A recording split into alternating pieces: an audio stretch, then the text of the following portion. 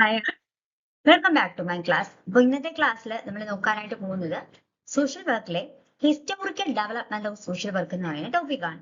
അപ്പോൾ നമ്മൾ കഴിഞ്ഞ ക്ലാസ്സിൽ നമ്മൾ സോഷ്യൽ വർക്കിനെ കുറിച്ചും സോഷ്യൽ വർക്കിന്റെ ഡെഫിനിഷൻസ് അതിന്റെ പ്രിൻസിപ്പിൾസ് അസംഷൻസ് ഇതെല്ലാം നിങ്ങൾ പഠിച്ചിട്ടുണ്ടായിരിക്കും. അപ്പോൾ ഇന്നത്തെ ക്ലാസ്സിൽ ഞാൻ എടുക്കാൻ പോകുന്ന sections historical development of social work. നമുക്ക് എല്ലാവർക്കും അറിയാം സോഷ്യൽ വർക്ക് എന്ന് പറയുന്നത് ഒരു പ്രൊഫഷണൽ വർക്കാണ് അല്ലെ. എങ്ങനെ അതൊരു പ്രൊഫഷണൽ വർക്കായി മാറി, അതൊരു പ്രൊഫഷനായി മാറി, അതിനൊരു ഡെവലപ്മെന്റ് എങ്ങനെയായിരുന്നു എന്നുള്ളതാണ് നമ്മൾ ഈ historical development of social work എന്ന് പറയുന്ന ടോപ്പിക്കിന്റെ അണ്ടറിൽ മെയിൻ ആയിട്ട് നോക്കുന്നത്.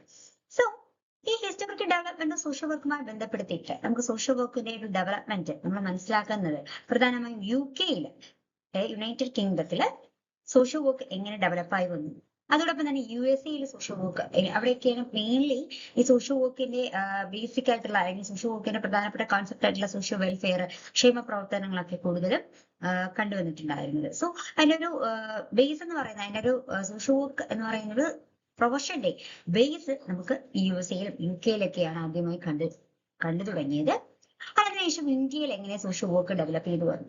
സോ പ്രധാനമായിട്ടും നമ്മുടെ സിലബസ് പ്രകാരം നമുക്ക് പഠിക്കാനുള്ളത് നമുക്ക് എന്താണ് ഹിസ്റ്റോറിക്കൽ ഡെവലപ്മെന്റ് സോഷ്യൽ വർക്കുമായി ബന്ധപ്പെടുത്തി നമുക്ക് പഠിക്കാനുള്ളത് UK, USA ആൻഡ് ഇന്ത്യ ഈ 3 സ്ഥലങ്ങളിൽ എങ്ങനെ സോഷ്യൽ വർക്ക് ഒരു പ്രൊഫഷനായിട്ട് നമ്മൾ ഇന്ന് കാണുന്ന തരത്തിൽ ഒരു പ്രൊഫഷണൽ വർക്കായി എങ്ങനെ അത് ഡെവലപ്പായി വന്നു എന്നുള്ളതാണ് നമുക്ക് ഈ ഒരു ടോപ്പിക്കിന്റെ അണ്ടറിൽ മനസ്സിലാക്കേണ്ടത്. സോ ഇന്നത്തെ ക്ലാസ്സിൽ നമ്മൾ നോക്കുന്നത് UK-യില് യുണൈറ്റഡ് കിങ്ഡത്തില് എങ്ങനെ അല്ലെങ്കിൽ ലണ്ടനിൽ എങ്ങനെയാണ് സോഷ്യൽ വർക്ക് ഡെവലപ്പ് ചെയ്ത് വന്നിട്ടുള്ളത്, അതൊരു പ്രൊഫഷനായിട്ട് ഇന്ന് കാണുന്ന തരത്തിലുള്ള ഒരു വെൽ ഡിസിപ്ലിൻഡ് ആയിട്ടുള്ള ഒരു പ്രൊഫഷനായിട്ട് എങ്ങനെ അത് മാറി എന്നുള്ളതാണ് നമ്മൾ അതിന്റെ ചരിത്രപരമായിട്ടുള്ള പശ്ചാത്തലമാണ് നമ്മൾ ഡിസ്കസ് ചെയ്യുന്നത്. ഓക്കെ, അപ്പൊ നമുക്ക് ക്ലാസ്സിലോട്ട് കിടക്കാം. ഒരു പ്രൊഫഷൻ എന്ന നിലയ്ക്ക് നമുക്കറിയാം ഇന്ന് സോഷ്യൽ വർക്ക് അതൊരു പ്രൊഫഷനായിട്ട് മാറിയിട്ടുണ്ട് അല്ലേ. അത് എന്താണ് മനുഷ്യക്ഷേമത്തെയും അതുപോലെ തന്നെ ജസ്റ്റിസ് സാമൂഹിക നീതി ഉറപ്പാക്കാനും സാമൂഹികമായിട്ടുള്ള സൊസൈറ്റിയുടെ അതുപോലെ തന്നെ മനുഷ്യ ഡെവലപ്മെന്റിനെയൊക്കെ ഫോക്കസ് ചെയ്യുന്ന ഒരു പ്രൊഫഷനായിട്ട് സോഷ്യൽ വർക്ക് മാറിയിട്ടുണ്ട്. സോ അതിന് നിരവധി ഫാക്ടേഴ്സ് സോഷ്യോ എക്കണോമിക് കൾച്ചറൽ ഡൈനാമിക്സുകൾ അതുപോലെ തന്നെ നിരവധി സാമൂഹികവും സാമ്പത്തികവും സാംസ്കാരികപരമായിട്ടുള്ള ഫാക്ടേഴ്സുകൾ ഇത്തരത്തിൽ സോഷ്യൽ വർക്ക് അല്ലെങ്കിൽ സാമൂഹിക പ്രവർത്തനം ഒരു പ്രൊഫഷനായിട്ട് മാറുന്നതിന് സഹായിച്ചിട്ടുണ്ട്. സോ അത്തരത്തിൽ ഓരോ സ്ഥലത്തും എങ്ങനെയാണ് സാമൂഹിക പ്രവർത്തനം അല്ലെങ്കിൽ സോഷ്യൽ വർക്ക് ഒരു പ്രൊഫഷനായിട്ട് മാറിയത് എന്നുള്ളതാണ് നമ്മൾ ഹിസ്റ്റോറിക്കൽ ഡെവലപ്മെന്റുമായി ബന്ധപ്പെടുത്തിയിട്ട് നമ്മൾ പഠിക്കുന്നത്. ഓക്കെ, അപ്പൊ ഇത്തരത്തിലെ ഒരു പ്രൊഫഷനായിട്ട് മാറിയപ്പോൾ സോഷ്യൽ വർക്ക് മെയിൻലി എന്താണ് ആഗോളപരമായിട്ടുള്ള ഈ വെൽഫെയറിസം, ഹ്യൂമനിസം, റാഷണലിസം, ഡെമോക്രസി തുടങ്ങിയ ആശയങ്ങളിൽ വേരൂന്നി സോഷ്യൽ വർക്ക് അഥവാ സാമൂഹിക പ്രവർത്തനം മനുഷ്യക്ഷേമത്തെയും സാമൂഹിക നീതിയെയും ഡെവലപ്മെന്റിനെയൊക്കെ ഫോക്കസ് ചെയ്യുന്ന ഒരു പ്രൊഫഷനായിട്ട് മാറിയിട്ടുണ്ട്. അങ്ങനെ മാറാനായിട്ട് നിരവധി ഫാക്ടേഴ്സ് എന്ത് ചെയ്തിട്ടുണ്ട്, സോഷ്യൽ വർക്കിനെ ഇത്തരത്തിലൊരു വെൽ ഡിസിപ്ലിൻഡ് ആയിട്ടുള്ള ഒരു പ്രൊഫഷനായിട്ട് മാറുന്നതിന് ഒരുപാട് ഫാക്ടേഴ്സ് എന്ത് ചെയ്തിട്ടുണ്ട് കാരണമായിട്ടുണ്ട്, അല്ലെങ്കിൽ ഒരുപാട് ഫാക്ടേഴ്സിന് ഒരു സപ്പോർട്ടിങ് ഉണ്ട് എന്നുള്ളതാണ്. അത്തരം ഫാക്ടേഴ്സ് എന്ന് പറയുമ്പോൾ അതിൽ സോഷ്യോ എക്കണോമിക് ഫാക്ടേഴ്സ് ഉണ്ട്, അതുപോലെ തന്നെ കൾച്ചറൽ ഡൈനാമിക്സ് ഉണ്ട്. സൊസൈറ്റിയിലുള്ള പല ഫാക്ടേഴ്സുകളും ഇത്തരത്തിലൊരു വെൽ ഡിസിപ്ലിൻഡ് ആയിട്ടുള്ള ഒരു പ്രൊഫഷനായിട്ട് സോഷ്യൽ വർക്ക് മാറുന്നതിന് കാരണമായി എന്ന് നമുക്ക് മനസ്സിലാക്കാം.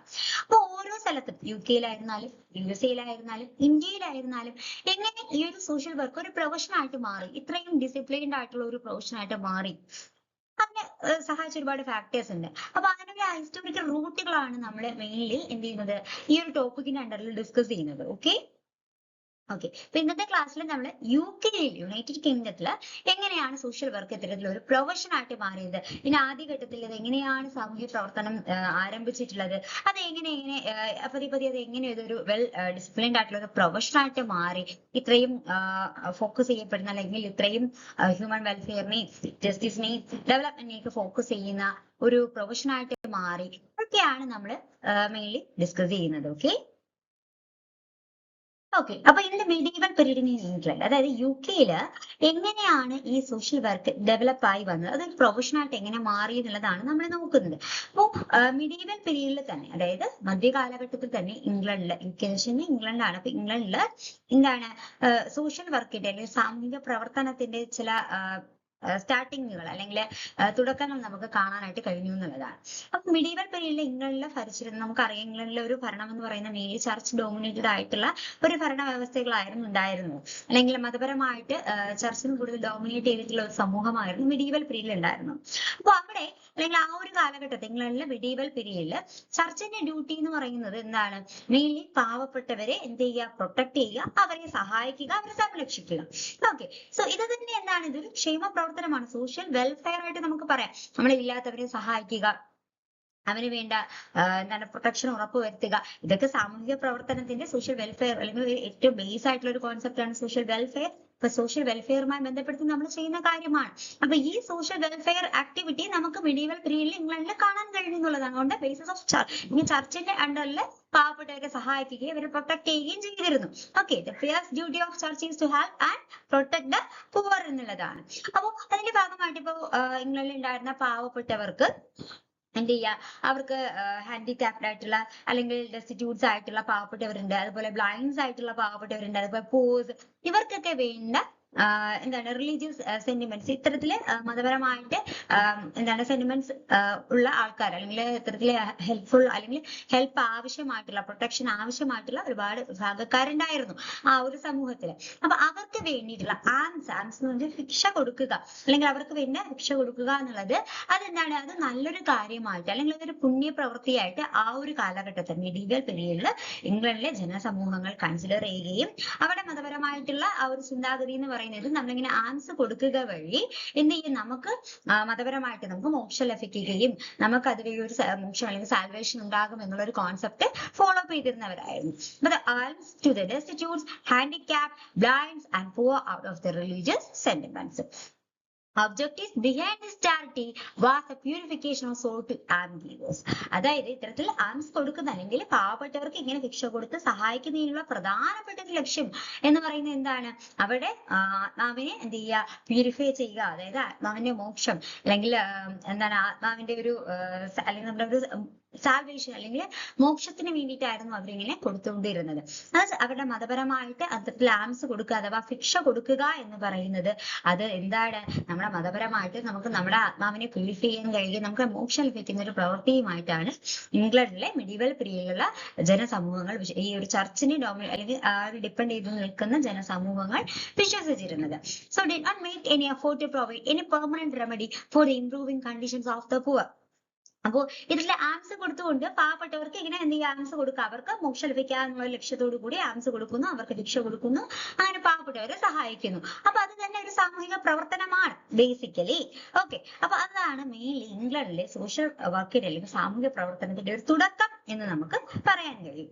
അതായത് ഇത്തരത്തിലുള്ള ഒരു ചർച്ചിനെ അടിസ്ഥാനപ്പെടുത്തിയിട്ട് ഉള്ള ആൾക്കാരുടെ അല്ലെങ്കിൽ അവരുടെ മതപരമായിട്ട് മതത്തെ അടിസ്ഥാനപ്പെടുത്തിയിട്ടുള്ള ആൾക്കാരുടെ ഈ ഒരു പെരുമാറ്റം തന്നെ സാമൂഹിക പ്രവർത്തനത്തിന് അടിത്തറയിട്ടു എന്ന് നമുക്ക് മനസ്സിലാക്കാം. അതിനുശേഷം നമുക്ക് അപ്പൊ മനസ്സിലാക്കേണ്ട ഒരു കാര്യം എന്ന് വെച്ച് കഴിഞ്ഞാൽ അവിടെ ഈ പാവപ്പെട്ടവൻ എപ്പോഴും ഇങ്ങനെ പാവപ്പെട്ടവന് ഇങ്ങനെ ഭിക്ഷ കൊടുത്തുകൊണ്ടിരിക്കുന്നു, ഉള്ളവർ കൊടുത്തുകൊണ്ടിരിക്കുന്നു, അവൻ അത് ഉപയോഗിച്ച് അവന്റെ എന്താണ് ഡേ ടു ഡേ ലൈഫ് ഇങ്ങനെ മുന്നോട്ട് പോവുകയാണ്. പക്ഷെ ഇവരുടെ കണ്ടീഷൻ, ഈ പാവപ്പെട്ടവർ അല്ലെങ്കിൽ പുവർ ആയിട്ടുള്ള ആൾക്കാരുടെ കണ്ടീഷൻ ഇംപ്രൂവ് ചെയ്യാനായിട്ടുള്ള ഒരു റെമഡീസ് ഒന്നും തന്നെ ആരും അവിടെ എന്ത് ചെയ്യുന്നില്ല, അവിടെ ആ ഒരു പീരീഡിൽ ആ ഒരു കാലഘട്ടത്തിൽ എടുക്കാനായിട്ട് ശ്രദ്ധിച്ചിരുന്നില്ല. Did not make any effort to provide any permanent remedy for improving condition of the poor. അപ്പൊ പാവപ്പെട്ടവരുടെ ഇത്തരത്തിലുള്ള ഈ കണ്ടീഷൻസ് ഇംപ്രൂവ് ചെയ്യിക്കാൻ വേണ്ടിയിട്ടുള്ള ഒരു റെമഡിയൽ പ്രോഗ്രാംസുകളും ഒരു റെമഡിയും പെർമനന്റ് ആയിട്ടുള്ള ഒരു പരിഹാരവും എന്ത് ചെയ്തിട്ടില്ല, പ്രൊവൈഡ് ചെയ്തിട്ടില്ലാത്ത ഒരു സിറ്റുവേഷൻ ആയിരുന്നു.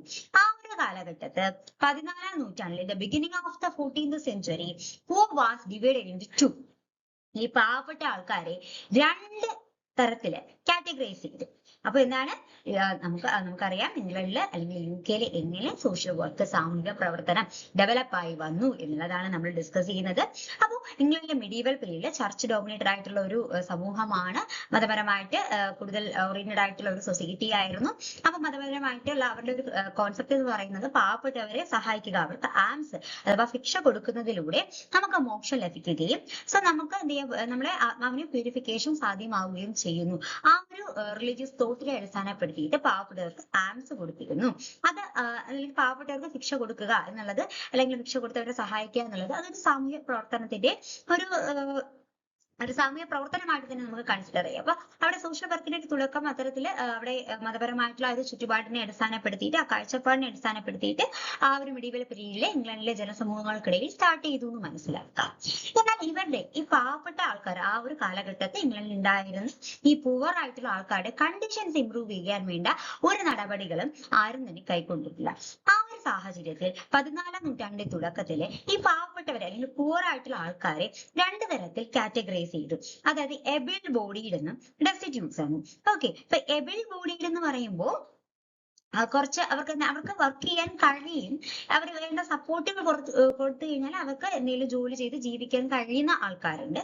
ഡെസ്റ്റിറ്റ്യൂട്ട് ആയിട്ടുള്ള മറ്റൊരു സമൂഹം, അതായത് ഹാൻഡിക്യാപ്ഡ് അല്ലെങ്കിൽ ബ്ലൈൻഡ് ആയിട്ടുള്ള അല്ലെങ്കിൽ ഒരു ജോലിയും ചെയ്യാൻ കഴിയാത്ത ആൾക്കാർ. അന്നിങ്ങനെ പാവപ്പെട്ടവർ രണ്ടായിട്ട് തരംതിരിക്കുകയുണ്ടായി. എപ്പോഴാണ്? 14ാം നൂറ്റാണ്ടിന്റെ തുടക്കത്തിൽ അല്ലെങ്കിൽ 14th സെഞ്ചുറിയുടെ ബിഗിനിങ്ങിലാണ് ഇത്തരത്തിലൊരു ക്ലാസിഫിക്കേഷൻ സാധ്യമായിട്ടുള്ളത്. അപ്പോ നമ്മൾ പറഞ്ഞു 14ാം നൂറ്റാണ്ടിൽ നമുക്കറിയാം ഇംഗ്ലണ്ടിലെ മെഡിവൽ പീരീഡിൽ ചർച്ചിനെ ഡോമിനേറ്റ് ചെയ്തിട്ടുള്ള രാജഭരണമാണ് ഉണ്ടായിരുന്നത്. അവിടെ പാവപ്പെട്ടവർക്ക് എന്ത് ചെയ്യുക, ശിക്ഷ കൊടുക്കുന്നത് അവരുടെ ആത്മാവിനെ മോക്ഷണിപ്പിക്കുന്നതിനുള്ള ഒരു മാർഗമായിട്ട് കൺസിഡർ ചെയ്തിരുന്നു. അപ്പോൾ ഈ പാവപ്പെട്ടവർക്ക് ശിക്ഷ കൊടുത്ത് സഹായിക്കുക എന്നുള്ളത് സാമൂഹ്യ പ്രവർത്തനത്തിന്റെ ഒരു ബേസ് ആയിട്ട് അല്ലെങ്കിൽ സാമൂഹ്യ പ്രവർത്തനമായിട്ട് തന്നെ നമുക്ക് കൺസിഡർ ചെയ്യാം. അതിനുശേഷം ഈ പാവപ്പെട്ടവരുടെ അവസ്ഥ ഇമ്പ്രൂവ് ചെയ്യാം. അവർക്ക് എന്നും ശിക്ഷ കൊടുത്തുകൊണ്ടിരുന്നാല് അവര് എന്ത് ചെയ്യുക, അത് വെച്ച് ജീവിക്കുന്നു, പക്ഷെ അവരുടെ അവസ്ഥ ഇമ്പ്രൂവ് ചെയ്യുന്നില്ല. അപ്പോൾ അവർക്ക് വേണ്ട ഒരു റെമഡി അല്ലെങ്കിൽ പെർമനന്റ് റെമഡി കണ്ടെത്താനായിട്ട് ഈ പാവപ്പെട്ട ആൾക്കാരെ രണ്ടായിട്ട് കാറ്റഗറൈസ് ചെയ്തു. എങ്ങനെയാണ്? എബിൾ ബോഡീഡ് എന്നും അതുപോലെ ഡെസ്റ്റിറ്റ്യൂട്ട് എന്നും. എബിൾ ബോഡീഡ് എന്ന് പറയുമ്പോൾ വർക്ക് ചെയ്യാനായിട്ട് കഴിവുള്ളവർ, കുറച്ച് സപ്പോർട്ട് കൊടുത്തു കഴിഞ്ഞാൽ വർക്ക് ചെയ്യാനായിട്ട് കഴിവുള്ളവരുണ്ട്. അതുപോലെ തന്നെ മറ്റൊരു ഭാഗം ഡെസ്റ്റിറ്റ്യൂട്ട്സ് എന്ന് പറയുന്നത് അവർക്ക് ഒട്ടും വർക്ക് ചെയ്യാനോ അല്ലെങ്കിൽ ജോലി ചെയ്ത് ജീവിക്കാൻ കഴിവില്ല ആൾക്കാരെയാണ് ഡെസ്റ്റിറ്റ്യൂട്ട്സ് എന്ന കാറ്റഗറിക്കകത്ത് ഉൾപ്പെടുത്തിയിരുന്നത്. ഓക്കെ, അപ്പൊ 1349 king Edward III issued a statute of laborer. അപ്പൊ എന്താണ് ഇതുമായി ബന്ധപ്പെടുത്തിയിട്ട് ഈ പാവപ്പെട്ടവരുടെ അവസ്ഥ മെച്ചപ്പെടുത്തണം അല്ലെ.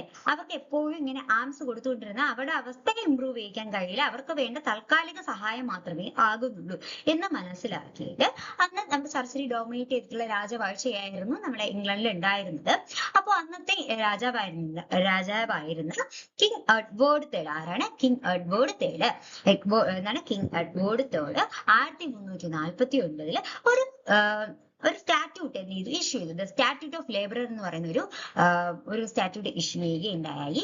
ആ ഒരു സ്റ്റാറ്റ്യൂട്ടിനെ അടിസ്ഥാനപ്പെടുത്തിയിട്ട് ഇപ്പൊ കിങ് എഡ്വേർഡ് ആണ് സ്റ്റാറ്റ്യൂട്ട് ഓഫ് ലേബർ 1349 ഇഷ്യൂ ചെയ്തിട്ടുള്ളത്. അപ്പൊ ആ ഒരു സ്റ്റാറ്റ്യൂട്ട് ഓഫ് ലേബറിനെ അടിസ്ഥാനപ്പെടുത്തിയിട്ട് ആ ഒരു സ്റ്റാറ്റ്യൂട്ട് ഓഫ് ലേബറിനകത്ത് പറയുകയുണ്ടായി, which compels the able body to work for their livelihood and take up job from any master. അതായത് പാവപ്പെട്ടവരെ രണ്ട് കാറ്റഗറീസ് ആയിട്ട് മാറ്റിയിട്ടുണ്ട്. അതിലൊന്ന് എബിൾ ബോഡീഡ്, ഒന്ന് ഡെസ്റ്റിറ്റ്യൂട്ടുമാണ്. അപ്പൊ എബിൾ ബോഡീഡ് ആയിട്ടുള്ള ആൾക്കാര് ഉറപ്പായും എന്ത് ചെയ്യുക, ഏതെങ്കിലും ഒരു മാസ്റ്ററിന്റെ കീഴിൽ ജോലി നേടിയിരിക്കണം, അല്ലെങ്കിൽ ഏതൊരു മാസ്റ്ററിന്റെ കീഴിൽ എന്ത് ചെയ്യുക, വർക്ക് ചെയ്യുക, അതുവഴി വരുമാനം കണ്ടെത്തി ജീവിക്കണം എന്നുള്ള ഒരു നിലയ്ക്ക് ആ ഒരു സ്റ്റാറ്റ്യൂട്ടിൽ മെൻഷൻ ചെയ്തിരുന്നു. അതോടൊപ്പം തന്നെ they were directed not to leave the parish to which they belonged. അതോടൊപ്പം തന്നെ ഈ ഒരു കാര്യം കൊണ്ടുവരുന്ന സമയത്ത് ഈ ഏബിൾ ബോഡീഡ് ആയിട്ടുള്ള ആൾക്കാർ ആ പാരിഷ് വിട്ടു പോകാനൊന്നും പാടില്ല. അവിടെ തന്നെ ഏതെങ്കിലും ഒരു മാസ്റ്ററിന്റെ കീഴിൽ എന്ത് ചെയ്യുക, ജോലി നേടിക്കൊണ്ട് എന്ത് ചെയ്യുക, തന്റെ ഉപജീവന മാർഗം മുന്നോട്ട് കൊണ്ടുപോകണം, അല്ലാണ്ട് ഭിക്ഷ യാചിക്കാൻ പാടില്ല എന്നൊരു വ്യവസ്ഥ ഈ സ്റ്റാറ്റ്യൂട്ട് ഓഫ് ലേബറേഴ്സിൽ കൊണ്ടുവന്നു എന്നുള്ളതാണ്. And a rigorous punishment was given to those who violated this law. അപ്പൊ ഈ ഒരു Edward III, king Edward III 1349 കൊണ്ടുവന്ന സ്റ്റാറ്റ്യൂട്ട് ഓഫ് ലേബറിൽ പറയുന്ന കാര്യങ്ങൾ ആരാണോ വയലേറ്റ് ചെയ്യുന്നത് അവർക്കെതിരെ വളരെ റിഗറസ് ആയിട്ടുള്ള പണിഷ്മെന്റ് തന്നെ എന്ത് ചെയ്തു, ഏർപ്പെടുത്തിയിരുന്നു. First creative work in the direction of assistance to the poor was done in 1531 when Henry VIII made a law, the Statute of Henry VIII. Okay. അതിനുശേഷം ഏറ്റവും ക്രിയേറ്റീവ് ആയിട്ടുള്ള ഒരു വർക്കാണ്, അല്ലെങ്കിൽ പാവപ്പെട്ടവരെ സഹായിക്കാൻ വേണ്ടി കൊണ്ടുവന്നിട്ടുള്ള മറ്റൊരു ക്രിയേറ്റീവ് ആയിട്ടുള്ള ഒരു വർക്കായിരുന്നു 1531 ഹെൻറി VIII കൊണ്ടുവന്നിട്ടുള്ള the statute of Henry VIII എന്നുള്ളത്. ഓക്കെ, അപ്പൊ ഈ ഒരു നിയമപ്രകാരം അപ്പൊ 1531 ഹെൻറി VIII ആണ് the statute of Henry VIII എന്ന് പറയുന്ന ഒരു നിയമം കൊണ്ടുവന്നത്. അപ്പൊ ഈ ഒരു നിയമപ്രകാരം this law directed the judges and parish incharge to scrutinise the application of poor and destitutes had to register themselves and to take the license to make certain specified laws.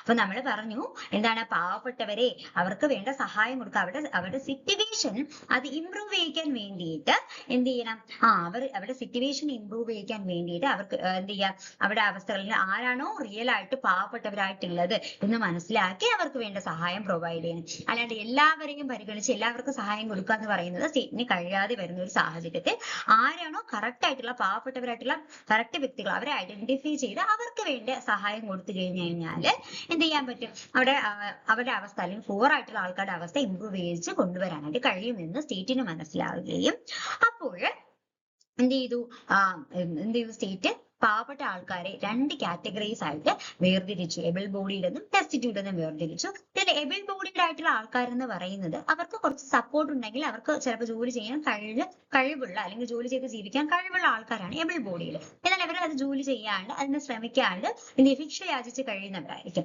So അത്തരം ആൾക്കാർ ഉറപ്പായും ഏതെങ്കിലും ഒരു മാസ്റ്ററിന് കീഴിൽ ജോലി നേടി ഉപജീവന മാർഗം നയിക്കണം. അതോടൊപ്പം തന്നെ അവർ ആ ഒരു പാരിഷ് വിട്ട് പുറത്തു പോകാൻ പാടില്ല എന്നും അങ്ങനെ പോവുകയാണെങ്കിൽ അവർക്കെതിരെ റിഗറസ് ആയിട്ടുള്ള പണിഷ്മെന്റ് ഏർപ്പെടുത്തുമെന്ന് 1349 കിങ് എഡ്വേർഡ് III കൊണ്ടുവന്ന സ്റ്റാറ്റ്യൂട്ട് ഓഫ് ലേബറർ എന്ന നിയമത്തിലൂടെ മെൻഷൻ ചെയ്യുകയുണ്ടായി. അതിനുശേഷം ഈ പാവപ്പെട്ടവരുടെ അവസ്ഥ ഇംപ്രൂവ് ചെയ്യിക്കാനും കറക്റ്റ് ആയിട്ടും ആരാണ് റിയൽ ആയിട്ടുള്ള പൂർ ആയിട്ടുള്ള വ്യക്തികൾ എന്ന് മനസ്സിലാക്കാനും അവരുടെ അവസ്ഥ ഇംപ്രൂവ് ചെയ്യിക്കാനും വേണ്ടിയിട്ട് 1531 ഹെൻറി VIII ഒരു നിയമം കൊണ്ടുവന്നു. ആ നിയമത്തെ സ്റ്റാറ്റ്യൂട്ട് ഓഫ് ഹെൻറി VIII എന്നാണ് അറിയപ്പെടുന്നത്. അപ്പൊ ആ ഒരു നിയമപ്രകാരം ആ ഒരു നിയമത്തിൽ പറയുന്നതെന്ന് വെച്ച് കഴിഞ്ഞാല് ജഡ്ജസ് ആൻഡ് പാരിഷ് ഇൻചാർജ്, അതായത് ഓരോ പാരിഷിലെയും ഇൻചാർജ് ആയിട്ടുള്ള ജഡ്ജസ് ഈ പാവപ്പെട്ടവരായിട്ടുള്ള ആൾക്കാരുടെ ആപ്ലിക്കേഷൻസ്, ഞാൻ പാവപ്പെട്ട ആളാണ്, എനിക്ക് ഷെയർ ജീവിക്കാൻ കഴിയത്തുള്ളൂ, മറ്റൊരു മാർഗ്ഗം ഇല്ല എന്നുള്ള, അല്ലെങ്കിൽ പാവപ്പെട്ടവരായിട്ട് അല്ലെങ്കിൽ ആംസ് തേടി ജീവിക്കുന്ന ആൾക്കാർ എന്ത് ചെയ്യണം, ആപ്ലിക്കേഷൻസ് കൊടുക്കണം. അപ്പൊ ഈ ആപ്ലിക്കേഷൻസിൽ നിന്ന് ആരാണോ കറക്റ്റ് ആയിട്ടുള്ള പൂർ ആയിട്ടുള്ള വ്യക്തികളെന്ന് അവിടുത്തെ ആ ഒരു പാരിഷിലെ ഇൻചാർജ് ആയിട്ടുള്ള ജഡ്ജസ് സ്ക്രൂട്ടനൈസ് ചെയ്തെടുക്കും. അതിനുശേഷം എന്ത് ചെയ്യുക, കറക്റ്റ് പാവപ്പെട്ടവരായിട്ടുള്ള ആൾക്കാരെ ഐഡന്റിഫൈ ചെയ്ത് അവർക്ക് ഒരു പർട്ടിക്കുലർ പാരിഷ് അല്ലെങ്കിൽ പർട്ടിക്കുലർ സ്പേസിൽ അല്ലെങ്കിൽ പർട്ടിക്കുലർ ഏരിയക്കകത്ത് എന്ത് ചെയ്യാം, അവർക്ക് ആംസ് ചോദിക്കാനുള്ള അല്ലെങ്കിൽ ഭിക്ഷ യാചിക്കാനുള്ള ഒരു ലൈസൻസ് പ്രൊവൈഡ് ചെയ്തിരുന്നു ഈ ഒരു നിയമപ്രകാരം. ഏത് നിയമപ്രകാരം? സ്റ്റാറ്റ്യൂട്ട് ഓഫ് ഹെൻറി VIII എന്ന് പറയുന്ന ഹെൻറി VIII കൊണ്ടുവന്ന 1531 ഈ ഒരു നിയമപ്രകാരം ഇത്തരത്തിലുള്ള ചില പ്രൊവിഷൻസ് അല്ലെങ്കിൽ ഇത്തരത്തിലുള്ള ചില നിർദ്ദേശങ്ങള് ഈ ഒരു നിയമപ്രകാരം കൊണ്ടുവന്നു എന്നുള്ളതാണ്. 1563 പാർലമെന്റ് ഒരു റെസൊല്യൂഷൻ പാസ്സാക്കുകയുണ്ടായി. ഓക്കെ, എപ്പോഴാണ്? 1563 പാർലമെന്റ് പിന്നെ ഒരു റെസൊല്യൂഷൻ പാസ്സാക്കുകയുണ്ടായി. ആ ഒരു റെസൊല്യൂഷൻ പ്രകാരം the compulsory for householders to provide funds weekly for the relief of the poor. അപ്പോൾ ഇംഗ്ലണ്ടിലെ ആ ഒരു കാലഘട്ടത്ത് മെഡിവൽ പീരീഡിൽ ഉണ്ടായിരുന്ന എല്ലാ ഹൗസ് ഹോൾഡേഴ്സും ഉറപ്പായും വീക്ക്ലി എന്ത് ചെയ്യണം, പാവപ്പെട്ടവരെ സഹായിക്കാൻ വേണ്ടിയിട്ട് എന്ത് ചെയ്യുക, ഒരു ഫണ്ട് പ്രൊവൈഡ് ചെയ്യണം അല്ലെങ്കിൽ ഫണ്ട് കൊടുക്കണം. ഒരു എന്താണ്, പാവപ്പെട്ടവരെ ഹെൽപ്പ് ചെയ്യാൻ വേണ്ടിയിട്ട് എല്ലാ ഹൗസ് ഹോൾഡേഴ്സും വീക്ക്ലി ഒരു ഫണ്ട് പ്രൊവൈഡ് ചെയ്യണമെന്ന് ഈ പാർലമെന്റ് 1563 പാസ്സാക്കിയ റെസൊല്യൂഷനിലൂടെ കൊണ്ടുവന്നു എന്നുള്ളതാണ്. അതിനുശേഷം അതായത് പാവപ്പെട്ടവരെ സഹായിക്കാനാണ് ഇതിലൂടെയൊക്കെ ഉദ്ദേശിക്കുന്നത് അല്ലെങ്കിൽ ലക്ഷ്യം വെച്ചിരിക്കുന്നത്. അതിനുശേഷം ഇതെല്ലാം ഈ ഒരു പാവപ്പെട്ടവരെ സഹായിക്കുക അല്ലെങ്കിൽ ഇല്ലാത്തവനെ സഹായിക്കുക എന്നുള്ളതൊക്കെ സാമൂഹിക പ്രവർത്തനത്തിന്റെ അടിത്തറയായിട്ടുള്ള ഒരു കാര്യമാണ് എന്നുള്ളതാണ് നിങ്ങളിവിടെ ശ്രദ്ധിക്കേണ്ട കാര്യം. 1572 ക്യൂൻ എലിസബത്ത് ഒരു സ്റ്റാറ്റ്യൂട്ട് സൈൻ ചെയ്യുകയുണ്ടായി. അപ്പൊ എന്താണ് 1572 അടുത്തൊരു മൂവ്മെന്റ് എന്ന് പറയുന്നത് സോഷ്യൽ വർക്ക് എങ്ങനെ ഇംഗ്ലണ്ടിൽ എമോജ് ആയി അതുമായി ബന്ധപ്പെടുത്തി നമുക്ക് പറയാൻ കഴിയുന്ന മറ്റൊരു ഇവന്റ് എന്ന് പറയുന്നത് 1572 എപ്പോഴാണ്? 1572 ക്യൂൻ എലിസബത്ത് ഒരു സ്റ്റാറ്റ്യൂട്ട് സൈൻ ചെയ്യുകയുണ്ടായി. അപ്പൊ ഈ ഒരു സ്റ്റാറ്റ്യൂട്ടിനെ അടിസ്ഥാനപ്പെടുത്തിയിട്ട് which levied a general tax for the financing of poor relief program, അതായത് പാവപ്പെട്ടവരെ സഹായിക്കാനും അവർക്ക് റിലീഫ് കൊടുക്കുന്നതിന് വേണ്ടിയിട്ടുള്ള പ്രോഗ്രാംസ് ഒക്കെ എന്ത് ചെയ്യുക, നടപ്പിലാക്കാൻ വേണ്ടിയിട്ട് ഒരു ജനറൽ ടാക്സ് ഏർപ്പെടുത്തുകയുണ്ടായി. എന്ത് പ്രകാരം? 1572 ക്യൂൻ എലിസബത്ത് സൈൻ ചെയ്തിട്ടുള്ള സ്റ്റാറ്റ്യൂട്ട് പ്രകാരം എന്ത് ചെയ്തു, പാവപ്പെട്ടവർക്ക് വേണ്ട റിലീഫ് പ്രോഗ്രാമുകൾ നടപ്പിലാക്കാൻ വേണ്ടിയിട്ട് എന്ത് ചെയ്തു, ജനറൽ ടാക്സ് ഇമ്പോസ് ചെയ്യുകയുണ്ടായി. ഇത് എന്താണ്, ഈ ടാക്സ് കളക്ട് ചെയ്യുന്നത് പാവപ്പെട്ടവരെ സഹായിക്കാനാണ്. അതും ഒരു സോഷ്യൽ വർക്കിന്റെ ഒരു സാമൂഹ്യ പ്രവർത്തനത്തിന്റെ ഒരു ഭാഗമായിരുന്നു. And it also made provisions for the appointment of overseers. എന്താണ്? It also It also made provisions for the appointments of overseers of the poor. അപ്പൊ എന്താണ്, പാവപ്പെട്ടവരെ സഹായിക്കാനും അവരുടെ എന്താണ് കാര്യങ്ങൾ മെയിൻറ്റെയിൻ ചെയ്യാൻ വേണ്ടിയിട്ട് ഓവർസിയേഴ്സ് ഓഫ് ദ പോറിനെ എന്ത് ചെയ്തു, അല്ലെങ്കിൽ ഓവർസിയേഴ്സ് ഓഫ് ദ പോർ എന്ന് പറയുന്ന ഓഫീസേഴ്സിനെ എന്ത് ചെയ്തു, അപ്പോയിന്റ് ചെയ്തു എന്നുള്ളതാണ്. And the government was totally responsible for the maintenance of the poor. അപ്പൊ ഈ ഒരു സ്റ്റാറ്റ്യൂട്ട് പ്രകാരം ഗവൺമെന്റ് എന്ത് ചെയ്തു, മൊത്തത്തിൽ ഈ പാവപ്പെട്ടവരുടെ കാര്യങ്ങൾ മെയിൻറ്റെയിൻ ചെയ്യുന്നതിനുള്ള എല്ലാ റെസ്പോൺസിബിളും ഗവൺമെന്റിന്റെ കയ്യിലായിരുന്നു എന്നുള്ളതാണ്. അപ്പോൾ എന്താണ് ഇവിടെ ഓർത്തിരിക്കേണ്ട ഒരു കാര്യം, 1572 ഈ ഒരു സ്റ്റാറ്റ്യൂട്ട് ഓഫ് അല്ലെങ്കിൽ ഈ ഒരു സ്റ്റാറ്റ്യൂട്ട് എലിസബത്ത് സൈൻ ചെയ്തിട്ടുള്ള സ്റ്റാറ്റ്യൂട്ട് പ്രകാരം എന്ത് ചെയ്തു, ഒരു ജനറൽ ടാക്സ് ഇമ്പോസ് ചെയ്ത് എന്തിനു വേണ്ടി, പാവപ്പെട്ടവർക്ക് വേണ്ട റിലീഫ് പ്രോഗ്രാമുകൾ അല്ലെങ്കിൽ ആ റിലീഫ് പ്രോഗ്രാമുകൾ നടത്തിപ്പിന് വേണ്ട ഫിനാൻസിങ്ങിന് വേണ്ടിയിട്ട് ജനറൽ ടാക്സ് ഇമ്പോസ് ചെയ്തു. അതുവഴി അത് മെയിൻറ്റെയിൻ ചെയ്യാനൊക്കെ വേണ്ടിയിട്ട് ഓവർസീസ് ഓഫ് ദ പൂർ എന്ന് പറയുന്ന ഒരു പോസ്റ്റ് അല്ലെങ്കിൽ എന്താ പറയുക ഉദ്യോഗസ്ഥരെ അപ്പോയിന്റ് ചെയ്തു. ഇതിന്റെ ഭാഗമായിട്ട് എന്താണ്, പാവപ്പെട്ടവരുടെ എല്ലാ കാര്യങ്ങളും മെയിൻറ്റെയിൻ ചെയ്യുന്നത് അതൊരു ഗവൺമെന്റിന്റെ അല്ലെങ്കിൽ ആ ഒരു അവിടുത്തെ ഗവൺമെന്റിന്റെ ഒരു റെസ്പോൺസിബിലിറ്റി ഉത്തരവാദിത്തമായിട്ട് മാറി എന്ന് നമുക്ക് പറയാൻ കഴിയും. ഓക്കെ. അപ്പോ UK അഥവാ ഇംഗ്ലണ്ടിൽ എങ്ങനെയാണ് സാമൂഹ്യ പ്രവർത്തനത്തിന് തുടക്കം കുറിച്ചത്, അല്ലെങ്കിൽ UK social work development history നമ്മൾ പഠിക്കുമ്പോൾ അതിൽ ഏറ്റവും പ്രാധാന്യം കൊടുത്ത് പഠിക്കേണ്ട ഒരു നിയമമാണ് 1601 എലിസബത്തൻ പൂവർ ലോ എന്നുള്ളത്. ഈ 1601 എലിസബത്തൻ പൂവർ ലോയെയാണ് നമ്മൾ 43rd എലിസബത്ത് എന്ന് വിളിക്കുന്നത്. അപ്പൊ എന്താണ്, 1601 എലിസബത്തൻ പൂവർ ലോയെയാണ് 43rd എലിസബത്ത് എന്ന് വിളിക്കുന്നത്. ഓക്കെ. അപ്പോ ഒരു സ്റ്റേറ്റ്, അതായത് ഈ ഒരു നിയമപ്രകാരം സ്റ്റേറ്റിന്റെ ഉത്തരവാദിത്തമാണ് ആ ഒരു സ്റ്റേറ്റിലുള്ള പോവർട്ടി അല്ലെങ്കിൽ ദാരിദ്ര്യമൊക്കെ നിർമ്മാർജ്ജനം ചെയ്ത് പാവപ്പെട്ടവരെ സഹായിക്കുക എന്നുള്ളത്.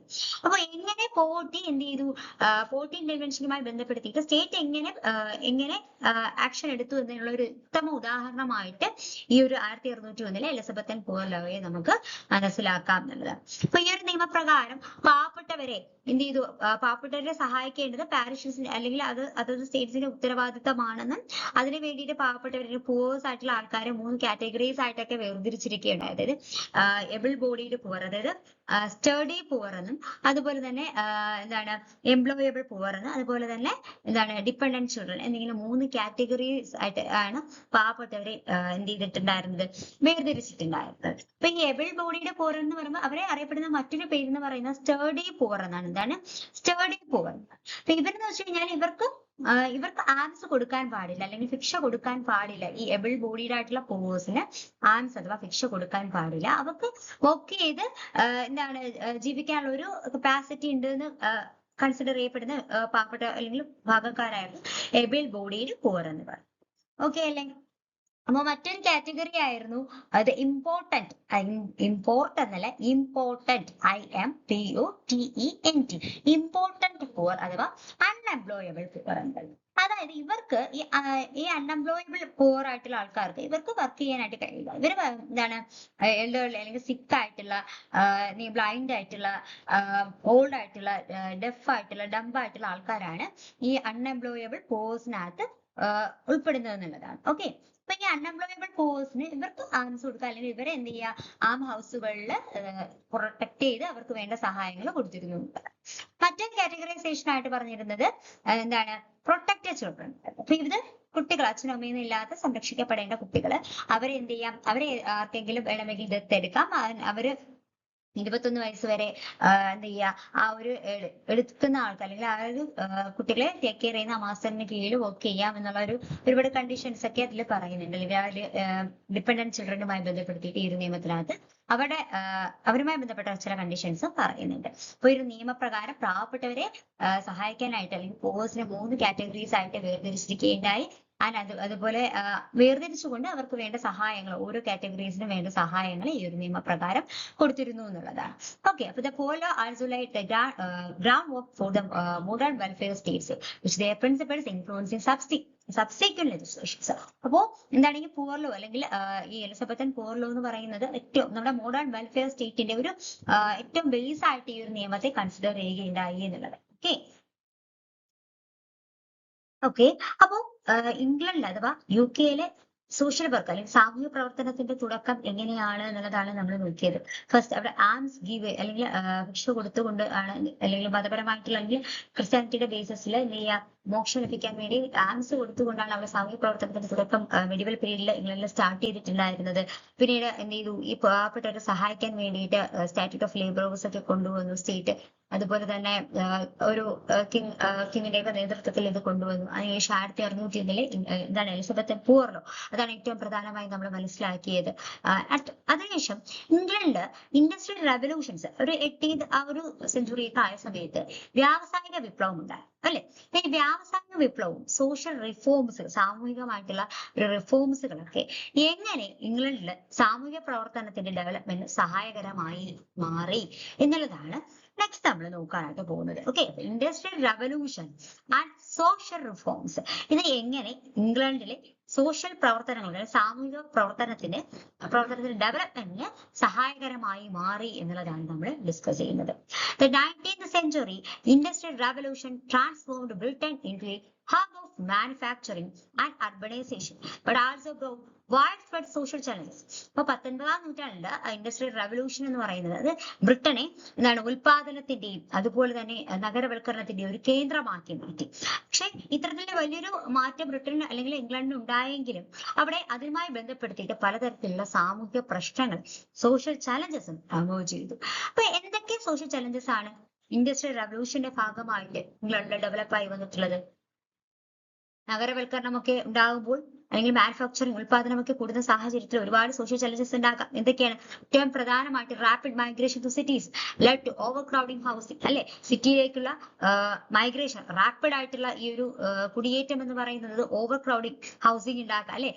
അല്ലെങ്കിൽ നഗരപ്രദേശങ്ങളിൽ ജനസംഖ്യ കൂടുന്നതിന് കാരണമാകാം, ജനസംഖ്യ വർധനമുണ്ടാകുന്നതിന് കാരണമാകാം. അപ്പോൾ അവിടെ സ്ലംസിന്റെ എമർജൻസി ഉണ്ടാകാം. അപ്പോൾ സ്ലംസുകൾ, ചേരികളൊക്കെ ഉണ്ടാവുകയും പിന്നെ അൺഹൈജീനിക് ആയിട്ടുള്ള ഒരു സിറ്റുവേഷനിൽ അവർ കഴിയുന്ന ഒരു അല്ലെങ്കിൽ അത്തരം ഒരു സിറ്റുവേഷൻസ് ഒക്കെ ഉണ്ടാകാം.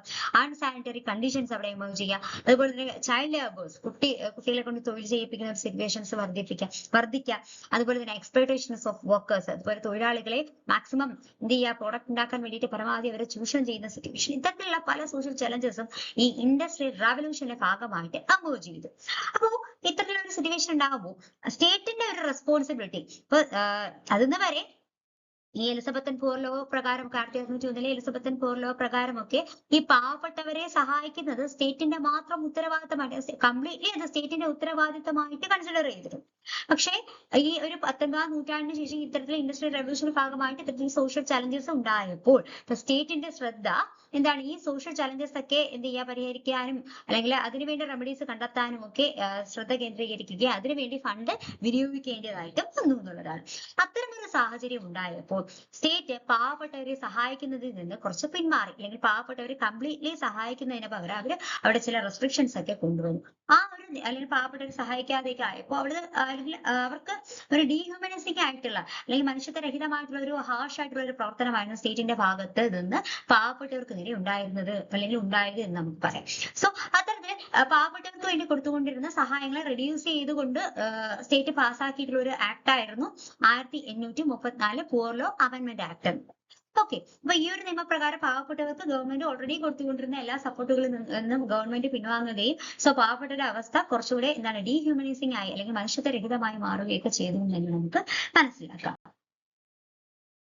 പാവപ്പെട്ടവരെ സഹായിക്കുന്നതിൽ നിന്ന് സ്റ്റേറ്റ് പിന്മാറിയപ്പോൾ ഇപ്പൊ സ്റ്റേറ്റിന്റെ ഒരു പാർട്ടിസിപ്പേഷൻ, പാവപ്പെട്ടവരെ സഹായിക്കുന്നതിലേക്കുള്ള അവരുടെ ഒരു പാർട്ടിസിപ്പേഷൻ, അവരുടെ ശ്രദ്ധ കുറഞ്ഞപ്പോൾ ഇപ്പൊ പാവപ്പെട്ടവരെ സഹായിക്കേണ്ട ഒരു സിറ്റുവേഷൻ ഉണ്ട്. അതിനു വേണ്ടിയിട്ട് ചില സാമൂഹ്യ പരിഷ്കരണ പ്രസ്ഥാനങ്ങൾ ഉയർന്നു വരാനായിട്ട് തുടങ്ങി. സോ അത്തരത്തിൽ നഗരത്തിലെ പാവപ്പെട്ടവരെ സഹായിക്കാൻ വേണ്ടിയിട്ടൊക്കെ എമേർജ് ചെയ്ത് വന്നിട്ടുള്ള മറ്റൊരു സാമൂഹ്യ പരിഷ്കരണ പ്രസ്ഥാനമായിരുന്നു സെറ്റിൽമെന്റ് ഹൗസ് മൂവ്മെന്റ് എന്ന് പറയുന്നത്. അപ്പൊ സെറ്റിൽമെന്റ് ഹൗസ് മൂവ്മെന്റ് എന്ന് പറയുന്ന ആശയം അത് കൊണ്ടുവന്നിട്ടുള്ളത്, ആ ഒരു ആശയം കൊണ്ടുവന്നിട്ടുള്ളത് എഡ്വേർഡ് എഡിസൺ ആണ്. ആരാണ്? എഡ്വേർഡ് എഡിസൺ ആണ്. അപ്പൊ ഇതിലില്ലാത്ത പോയിന്റുകൾ നിങ്ങൾ നോട്ട് ഡൗൺ ചെയ്യുക. അതായത് എഡ്വേർഡ് എഡിസൺ എന്ന് പറയുന്ന ഒരു വ്യക്തിയാണ് ആദ്യമായിട്ട് ഈ സെറ്റിൽമെന്റ് ഹൗസ് മൂവ്മെന്റ് എന്ന് പറയുന്ന ഒരു ആശയം ആദ്യമായിട്ട് മുന്നോട്ട് വെച്ചിട്ടുണ്ടായിരുന്ന വ്യക്തി. അപ്പൊ അദ്ദേഹം പറയുന്നുണ്ടായത് distribution of alms or relief had no meaning in the context of the solution of the problem. അപ്പൊ പാവപ്പെട്ടവർക്ക് ആംസ് കൊടുക്കുക അല്ലെങ്കിൽ അവർക്ക് വേണ്ട റിലീഫ് കൊടുത്തുകൊണ്ട് എന്ത് ചെയ്യുക, അവരുടെ അവസ്ഥയെ നമുക്ക് ഒരിക്കലും മെച്ചപ്പെടുത്താനായിട്ട് കഴിയില്ല. അപ്പൊ അവരുടെ സിറ്റുവേഷൻ മെച്ചപ്പെടുത്തണമെങ്കിൽ നമുക്ക് അവർക്ക് വേണ്ടി എന്തെങ്കിലും നമ്മൾ എന്ത് ചെയ്യുക, അവരുടെ സിറ്റുവേഷൻ മെച്ചപ്പെടുത്തുന്ന തരത്തിൽ എന്തെങ്കിലും നമ്മൾ ചെയ്യണം എന്നുള്ളതാണ്. എപ്പോഴും ശിക്ഷ കൊടുത്തുകൊണ്ട് നമുക്ക് അവരെ ആ ഒരു സിറ്റുവേഷനിൽ മാത്രമേ സഹായിക്കാൻ കഴിയുള്ളൂ, അല്ലാതെ അവരുടെ അവസ്ഥ മെച്ചപ്പെടുത്താൻ കഴിയില്ല എന്നുള്ള ഒരു ആശയമൊക്കെ ഈ ഒരു അത്തരത്തിൽ ഈ ഒരു സാമൂഹ്യ പരിഷ്കരണ പ്രസ്ഥാനമായിട്ടുള്ള സെറ്റിൽമെന്റ് ഹൗസ് മൂവ്മെന്റ് എന്ന ആ ഒരു ആശയം അല്ലെങ്കിൽ ആ ഒരു സാമൂഹ്യ പരിഷ്കരണ പ്രസ്ഥാനത്തിനെ അടിസ്ഥാനപ്പെടുത്തിയിട്ട് ഇത്തരം ഒരു ആശയം ആദ്യം മുന്നോട്ട് വെച്ചത് എഡ്വേർഡ് എഡിസൺ ആയിരുന്നു. And the movement was spearheaded by figures like Octavia Hill, who combined philanthropy with the management of affordable housing, and Samuel Barnett, who established Toynbee Hall in East London in 1884. The settlement house offered education, recreation, and social services to the urban poor, aiming to bridge the gap between social classes. So അതില് എന്താണ് ഈ പാവപ്പെട്ടവരെ സഹായിക്കാൻ അവർക്ക് വേണ്ടിയിട്ടുള്ള ഒരു better ആയിട്ടുള്ള situation ഒരുക്കി കൊടുക്കാനുള്ള ലക്ഷ്യത്തോടു കൂടി സെറ്റിൽമെന്റ് ഹൗസ് മൂവ്മെന്റ് അല്ലെങ്കിൽ ആ സെറ്റിൽമെന്റ് ഹൗസ് മൂവ്മെന്റ് എന്നൊരു ആശയം മുന്നോട്ട് വെച്ചു. ആ ആശയം മുന്നോട്ട് വെച്ച വ്യക്തി എഡ്വേർഡ് എഡിസൺ ആയിരുന്നു. എന്നാൽ അദ്ദേഹത്തിന്റെ ഈ ആശയം അദ്ദേഹത്തിന് നിറവേറ്റാൻ പറ്റിയില്ല. പിന്നീട് കാനോൺ സാമുവൽ അഗസ്റ്റസ് ബാർനറ്റ്, അതാണ് സാമുവൽ ബാർനറ്റ് എന്ന് വെച്ച് കഴിഞ്ഞാൽ കാനോൺ സാമുവൽ അഗസ്റ്റസ് ബാർനറ്റ് എന്നാണ് അദ്ദേഹത്തിന്റെ മുഴുവൻ പേര്. അദ്ദേഹവും ഒക്ടോവിയ ഹില്ലും കൂടി ചേർന്നിട്ട് എന്ത് ചെയ്തു, അദ്ദേഹത്തിന്റെ എഡ്വേർഡ് എഡിസന്റെ ഈ ആശയത്തെ പുട്ട് ഫോർവേഡ് ചെയ്തു. അങ്ങനെ എന്താണ് ടോയിൻബി ഹാൾ 1884 എന്ത് ചെയ്തു, ടോയിൻബി ഹാൾ ഈസ്റ്റ് ലണ്ടനിൽ സ്റ്റാർട്ട് ചെയ്യുകയുണ്ടായി. It was first settlement house to the established in London with the photo Samuel in 1884. അപ്പോ 1884 ആദ്യത്തെ ലണ്ടനിലെ ആദ്യത്തെ ഫസ്റ്റ് സെറ്റിൽമെന്റ് ഹാൾ ആയിരുന്നു ടോയിൻബി ഹാള്.